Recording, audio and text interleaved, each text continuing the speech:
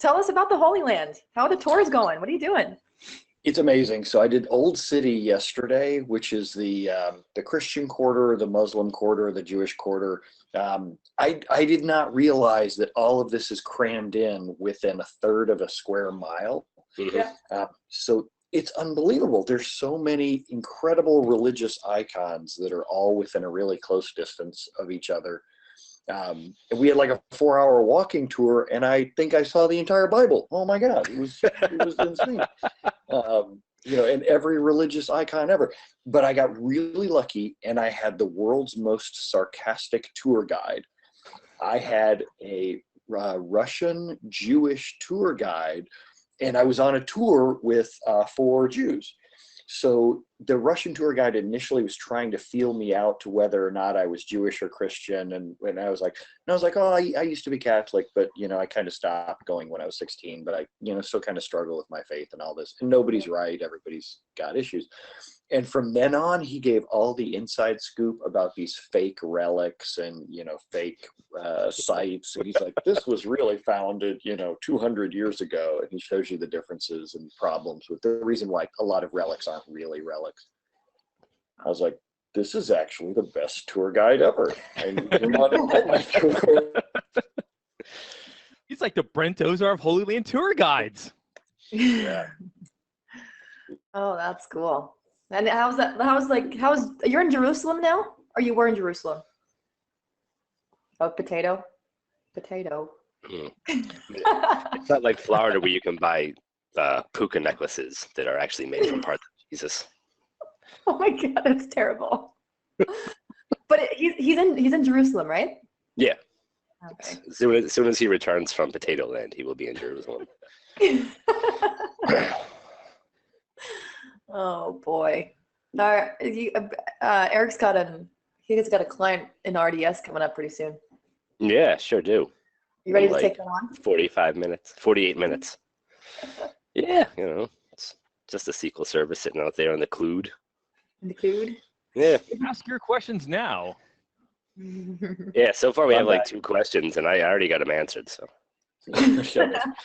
I think because this thing is so potato, I'm going to leave you guys to it because it keeps dropping off. Oh, okay. Brent. Yeah. Ooh. Bye, Brent. All right, see y'all later. All right, adios. Oh, the screen just got big. Now I see it. Yeah. Hey. Oh, hey guys. What's up? Who's a creep now? So how different is it when you work with RDS? Like, how do our scripts work just the same? Like, what's most of them do. There are some things you can't do, like when you use RDS, you're not logged in as SA. You're logged in as like RDS admin, which doesn't have full SA priv. So you can't make straight up configuration changes directly on the SQL Server like you would. You have to use something called parameter groups, and you make like various sysdec configuration and enable various trace flags over there. So, and like SQL agent jobs don't work the same. You can't use some of the command exec stuff. It just has to be pure T-SQL. You don't have access to the file system directly. All the logs are stored in like RDBS data and some other things. So there's a lot of stuff you can't do. have you been doing your homework, or have you worked at RDS before? I've used RDS before. I've used Redshift, and I've used SQL Server in RDS as well. So Gotcha. done a little this and that with it. And then an AWS client yesterday. Yeah, that was quite interesting. Fascinating day of why is your code like this? I don't know. It's that guy. Not me. Yeah, we've been getting a few. We normally get like we don't get too many cloud clients, but now we've gotten clients that are like lots of ADS.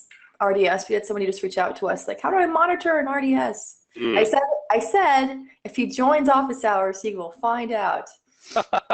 Well, and then Brent left. And Brent left. But apparently it is. It's hard to monitor an RDS. That's yeah. Yeah, they don't let you get at all the good stuff. Gotcha. All right. Let's jump in there. You guys are not. Oh, I guess there's some questions coming up. Yeah, I'm ready. If your question is 3 paragraphs or like 15 sentences, we're probably not going to get to it. So try to keep it short. There's a statement in there. It says, "Hi all." Hey, Hi all. what's up, buddy? In my table, there are 5 indexes, and because of this, deadlocks occur. I guess the question here is, what do I do about that? Yeah, it sounds like you have the 5 wrong indexes. Should pick better ones. Look for missing index requests on that table. Use SP Blitz Index. You can even use it in mode 3, which only gives you missing index requests. And you can see if you're missing any indexes, because usually deadlocks will occur because SQL does not have an optimal path to the data for which it seeks. So you end up taking these crazy locks out on things, and other things trying to get at that same patch of data will say, can't do it. And then And they you do get this. deadlocks. Yeah, exactly that. And that's a deadlock. Do more hand stuff.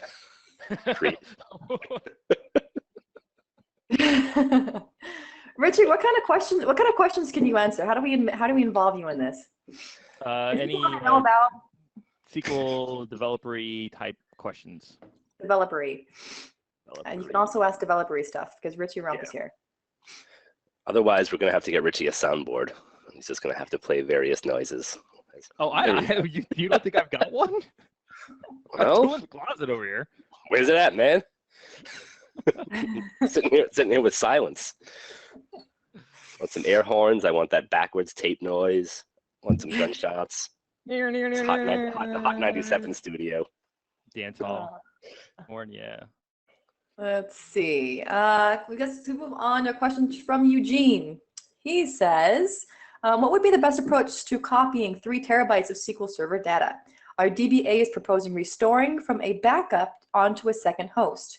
While this is definitely doable, there are better options if I would like for him to pursue setting up always-on availability groups. Should we look at log shipping in this instance? Guess what? All of that stuff works off backup and restore. So you log ship, you seed the log shipping with a backup and a restore. You want to do mirroring, you have to take a backup and restore it.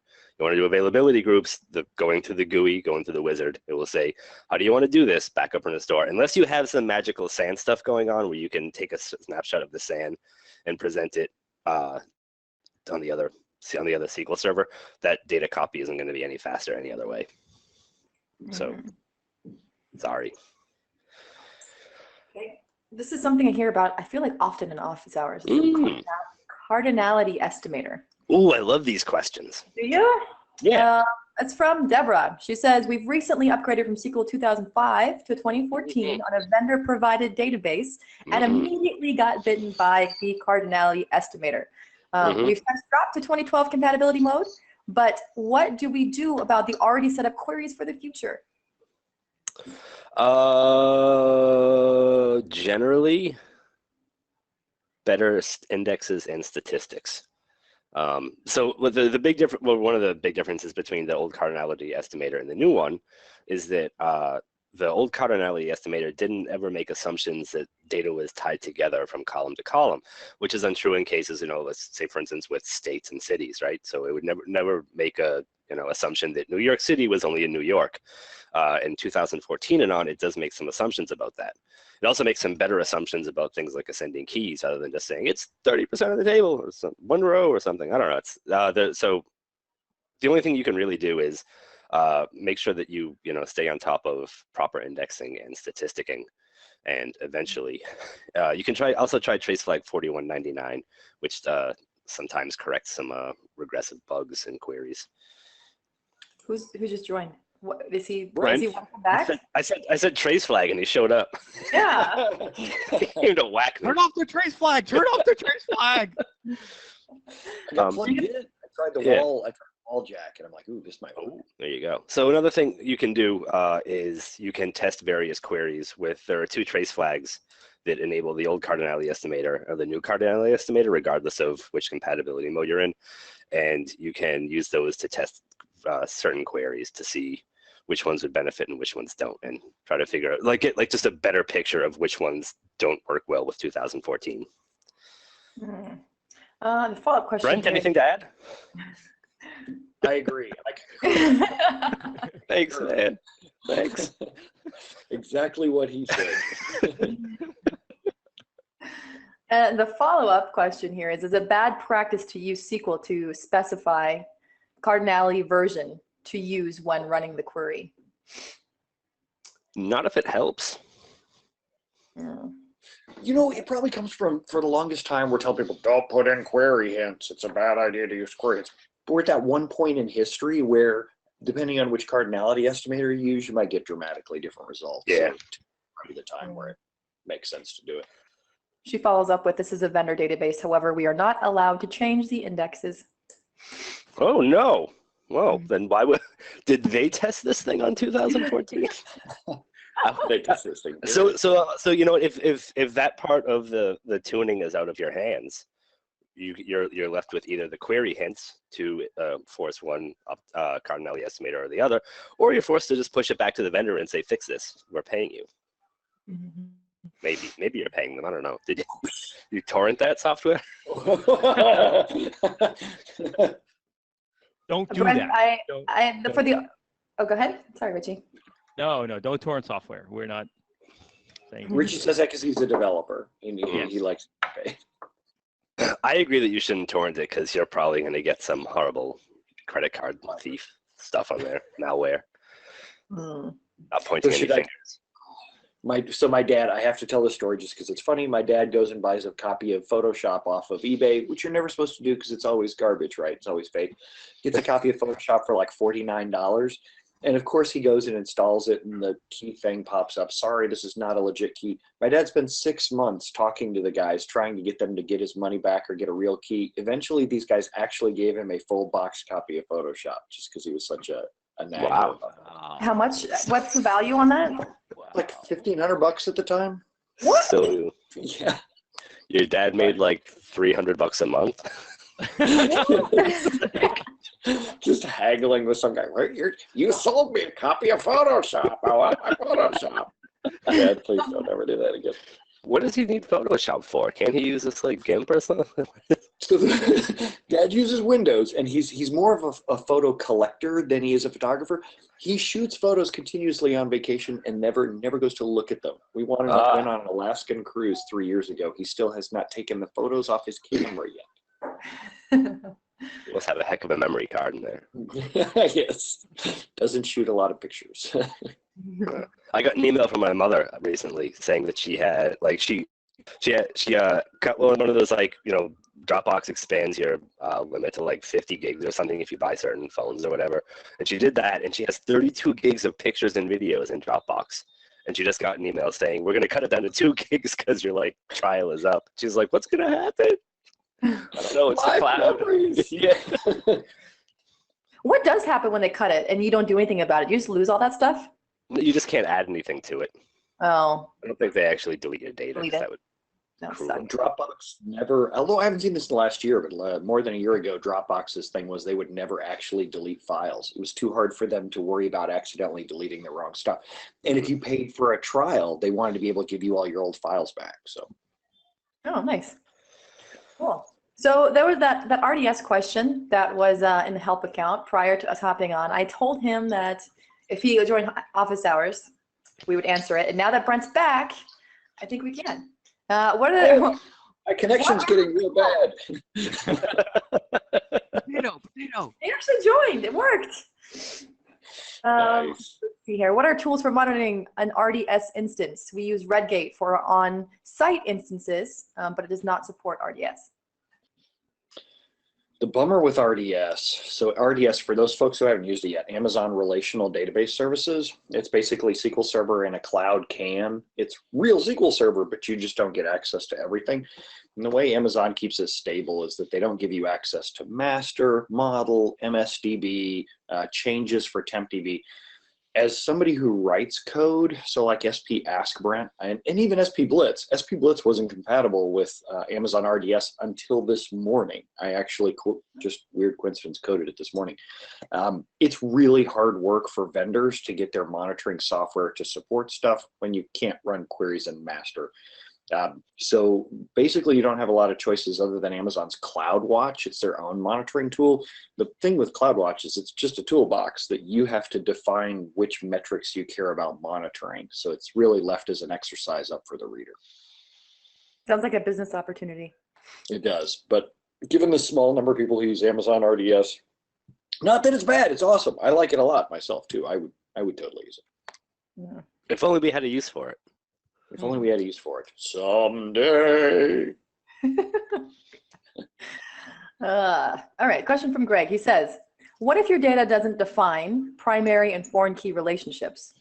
Does the estimator still do good things? Well, the cardinality. Oh, go ahead. You haven't been here a while. You say something. No, I was just going to say, does the estimator ever do good things? Is it always- When did that start? No. Go ahead. You started. Yeah. So if you have if you have foreign key relations anyway, you can sometimes get joint elimination in your queries as long as they're trusted in SQL. So like, oh, cool, I can use that. Primary key is just it's there for uniqueness. It's not so cardinality estimation on a unique column is always going to be pretty close to 0. So that's always a good thing for joins. I like unique indexes when they're possible. Aside from that, you're going to be looking not necessarily to those relationships to help cardinality, but also you have a lot of stuff that you're filtering on, like where clause, having, if you add a distinct or a group by, you have all sorts of other things that can pose interesting questions to the cardinality estimator outside of just primary and foreign key relationships that you should also concern yourself with. Richie, when you're building an app, do you usually define the primary and foreign key relationships in the database too, or do you not? Yes, absolutely, as well as the alternate keys too, so that we don't get duplicates of the same rows and things like that. So you're not just saying that because you're building stuff here, are you? No. I had a client where I walked in and I said, you have like millions of duplicate data just hanging around here. He's like, no. I'm like, well, you don't have any alternate keys anywhere, so you need to go and so we worked 3 weeks, and we worked 3 weeks to delete all the data, all the right data, and then apply all the alternate keys. Fun gig. That's hard. Let's see. Raul asks, are there any gotchas to be aware of when implementing TDE? Big one is your backups don't shrink anymore. Your backups don't compress. Normally, if you're using any kind of compression software or SQL Server's built-in compression, your backups compress a whole lot. Starting with TDE, not so much. That's the big monster one. I know I'm forgetting another one. What's the other one? Well, instant file initialization doesn't work anymore, and also that first encryption, if you have a big database, that can take a while, and that can be a rather disk-intensive process. And also, you have to encrypt TempDB. Yeah. We have a question for Richie. Potential question for Richie. From Sean. Richie in the hot seat. He says, why doesn't SQL ignore comments when creating query plans? It would be nice to use comments to tell where a SQL statement came from in code, but I don't because this bloats the plan cache. So why doesn't SQL ignore comments when creating cram? I don't know. Anyone else know why? It does two things. It makes a hash of the query text and a hash of the query plan. So hashing it, the reason it can't ignore it is because it hashes all the text as one continuous glob of. That makes sense. Yeah, so it can't ignore comments there. Now, if the query only comes from one part of the code, put the comment in. If the same query comes from a million parts in code, that's where the problem lies, is each one of those will get its own distinct plan. But if you're copy pasting the same query to a million different parts of your code, we need to have a different discussion, right? Like we need to talk about the whole concept of reusability in code. But as long as it's only in one place, that's cool. And just don't dynamically modify the comment with something like the logged in user's name, the search they're performing, etc. Or a GUID to identify things. Some people do that. A what? They're crazy. They'll use a GUID. A GUID? Oh, what's that? A GUID? GUID, a globally unique identifier. Richard. I was trying to come up with something interesting fast. It's like something evil. All right. Question from Corinne. She says, what is a quick way to find out how to add indexes to tables? We have a request to add indexes to 10+ databases and give advice on what indexes to add. If only there were a stored procedure that made you aware of missing index requests. Man, it would have to be called something like SP Blitz Index. So we really need to redo. I've been thinking lately about just when you click first aid at the top of our site a simple walkthrough of what scripts we offer, because I get it, it can be overwhelming looking at all the stuff that we have. The tool you want to look for, Corinne, is SP Blitz Index. If you go to brentozar.com/Blitz Index, Doug Lane just did a phenomenal rewrite of this where it gives you prioritized warnings. Before, we gave you an avalanche of stuff and people just went, eject. But now this gives you a really simple priority, 1, 10, 100 list of things you need to do to your database to make it go faster. It's super simple, not intimidating at all. Just give it a shot and run it in your favorite database, the one you're worried about, and you'll learn a lot about the database there. All right, question from James. He says, would you recommend scheduling PowerShell scripts through SQL Server Agent or Task Scheduler? If they're hitting SQL Server, then probably SQL Server Agent. The only exception being availability groups. If you wanted them to fail around with the listener, you can have them as a clustered resource and task scheduler. I have never done that. It's one of those where I just read that people do it.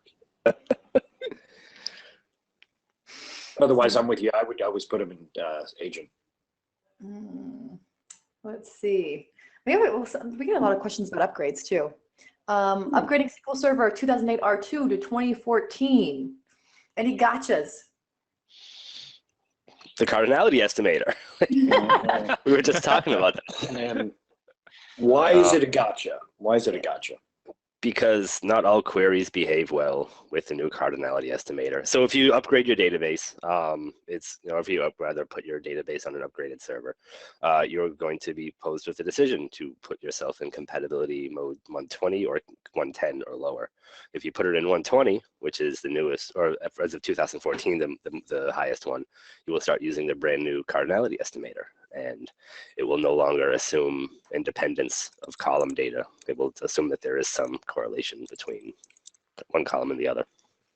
All right. I'm trying to think if there was any other gotchas that were big. I think everything else pretty much the same. Yeah, I mean, Microsoft lists breaking changes and like new reserved keywords, and you can check if you're moving from like enterprise to a standard edition server for some reason, for whatever. You can check and see if you have any enterprise edition features in use.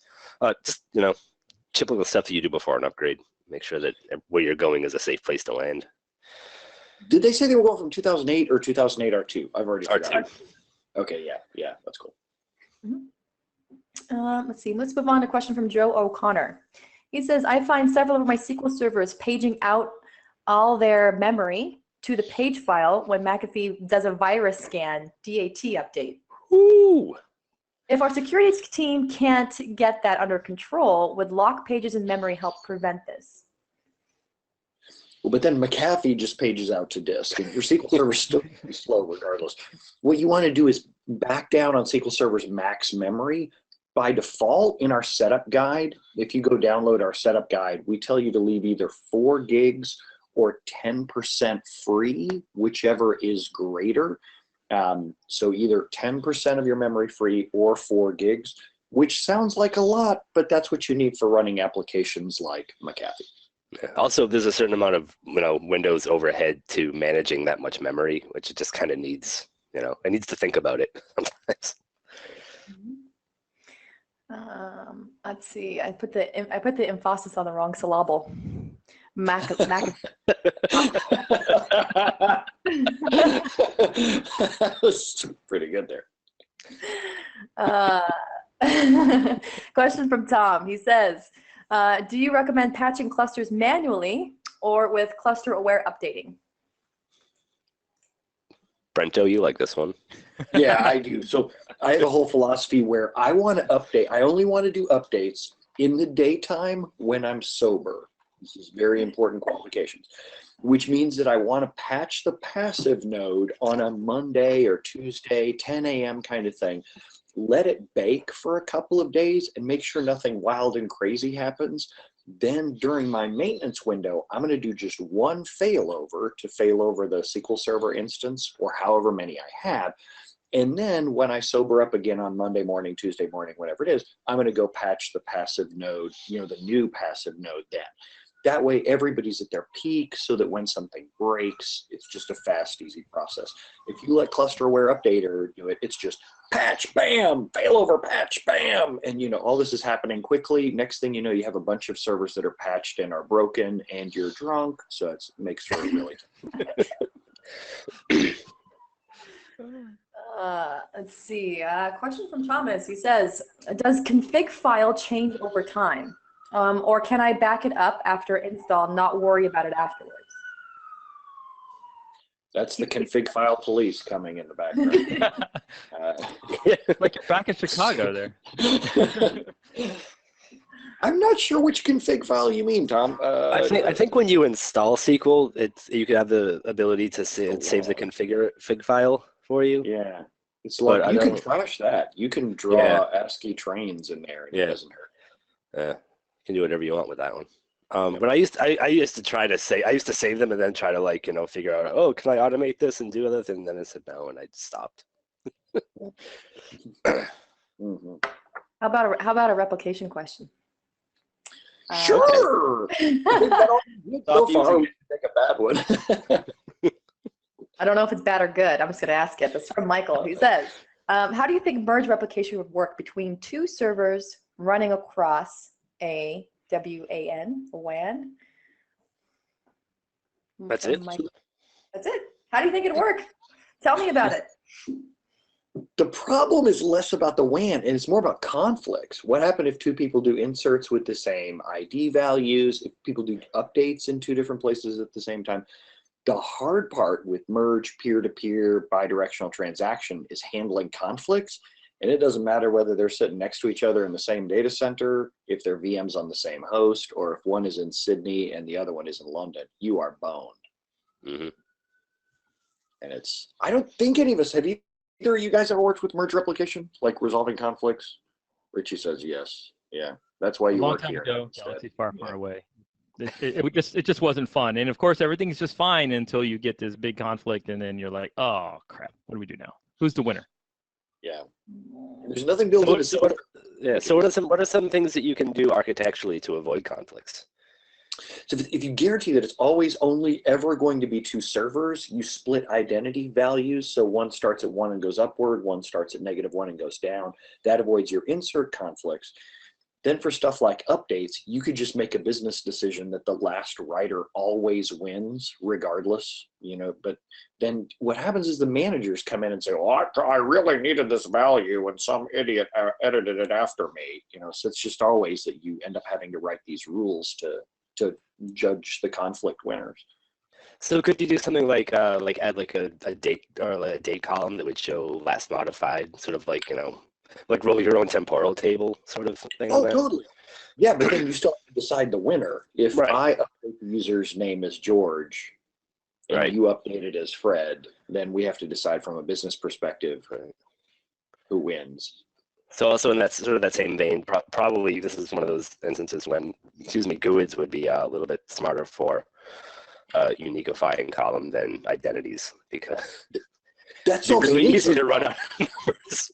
Yeah, that solves the insert problem. Cool. All right. All right, let's talk about something else. So Nate has something that's working fine in QA and dev, which are identical servers to production, but not working so well in production. Nate Johnson, he says, I have an after update trigger on a table, which is supposed to update underscore another underscore table in some database. It fails over on one server, production, but succeeds on nearly every identical server in dev and QA environments. What should I look for as possible causes? What's the error that you're getting, if Oh, any? Well, restore the database, restore the production database over to dev and QA, try the same trick and see if it fails, because it could be a difference inside the databases or outside the databases. It could be nested triggers settings. Yeah, that's what the first thing I thought of, Brent, was nested trigger. Yeah, I think it's at the server level, right? Allow nested triggers. You could have it both, I thought. I think you're right. Yeah. So if the production server doesn't have allow nested triggers turned on, and this trigger is firing another trigger, because man, Nate, it sounds like you some triggers. Yeah, Take a drink. would do it. And I don't have a problem with that. I'm okay with triggers. I don't. There's a solution for every problem. Sometimes those are valid solutions. All right. Question from Garrett. He says, "What's the best way to set up log shipping using the existing log backups created by Ola Hallegren's database backup solution?" That kind of stinks because you have to write your own copy and restore job off of that. You can't. There's really not a good way to integrate them. Yeah, I mean, Ola Hallegren stuff integrates well with like other backup tools, but just not with log shipping. Log shipping, you just kind of got to let SQL Server handle that. All right. Ola Hallegren, that's something that we recommend, right? Heck yeah. Yes. I see them on the Great blog. backup scripts. It just doesn't do log shipping. That's, I think, the only drawback I've ever seen. Or restores. Yeah, or restores.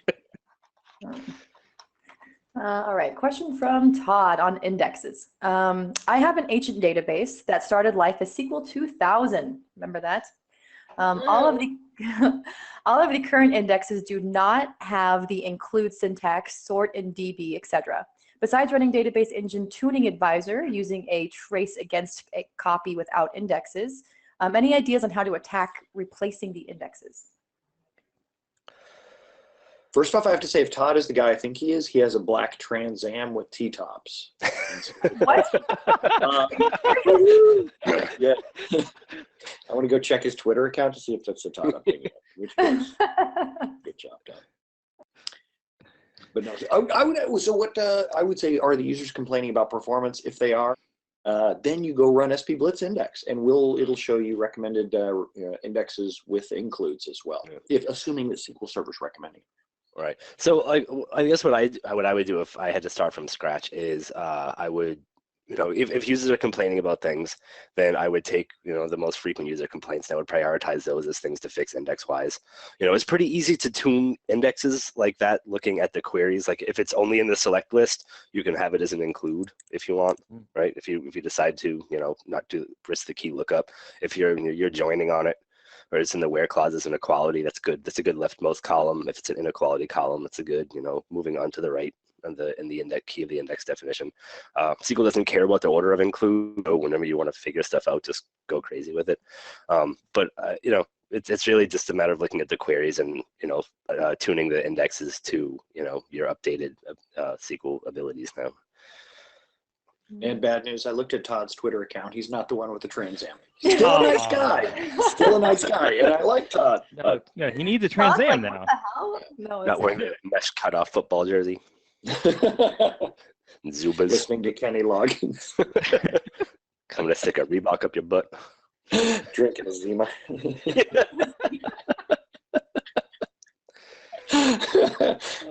This is what our company chat room a lot, except without the SQL Server question. Yeah, pretty much. Yeah. All right. I think the last question from Andy. I've run SQL Best Practice Advisor, BPA, on a new VM server, and it has alerted me that the disk partition's starting offset may be incorrect. Our hardware team says that this is okay, but I'm still worried. Have you seen this before? Not since like 2005. Yeah, that's been a long time. The key is Windows, it's on a VM, so your storage offsets in the VM likely way off anyway. The reason why your sysadmin teams are probably saying that is probably even your VM partitions are not aligned correctly.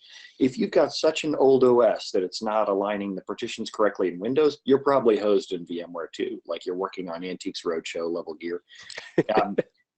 It's odd that you would see that in a new server. If they deploy that today, you shouldn't see that from, what was it, Win 2008 forward? It was 2003 where the problem existed. And if you upgraded to 2008, it didn't realign. So you had to, manually fix your disks. So you might be dealing with a server that's been, like the data drives have been brought along since the SQL, Windows 2003 days. That just sounds like it's a nice time to do a backup restore, create a new fresh volume, restore the databases over there, which you may have VLF problems as well too if it's that old. Brent, since you put Todd on blast, what do you drive? I I have two cars. I have a 2008 Infiniti G35 is my daily driver. It's like the most practical car. I've just went through a checklist of things. Here's what I want. This is what it is. And I'm very proud because I'm coming up on the 5-year anniversary of owning it. I was like, I always wanted to own a car for, not always, but kind of wanted a car for 5 years. And then I have a 2005 Jeep Wrangler Unlimited. And that one's not as much of a daily driver. That's, yeah. That's not in Chicago, right? Does your sister have that? It is. Well, she's in Chicago now, so I've got that back now. It's in my garage. Woohoo! So I've been running around with it. It's very fun. Do you What ever are the go license off-roading? plates on those? I do. What's that? What That's are the the license license plates plate. on those? I used to. So Brent on the Infiniti, Brent, and on the Jeep was SQL until I left out of Texas. Boy, do you ever go off-roading, Brent, in your Jeep? I don't. I like it's like a trailer queen. It's Oh. perfectly clean and yeah. I should one of these days, but it's I love my Jeep. I don't want to screw it up. No, those things are meant to be scratched up. You secretly want my car though, Brent. What's your car? Not secretly. Not Want it. secretly. Oh, It's a boy. red Mustang convertible. Red Oh, Mustang. nice. Yeah. I love convertibles. In Miami. So Mm, Yeah. there you go. That too. Doesn't do much good for you in Chicago. No. Doesn't do you much good in Miami when those rains start every afternoon.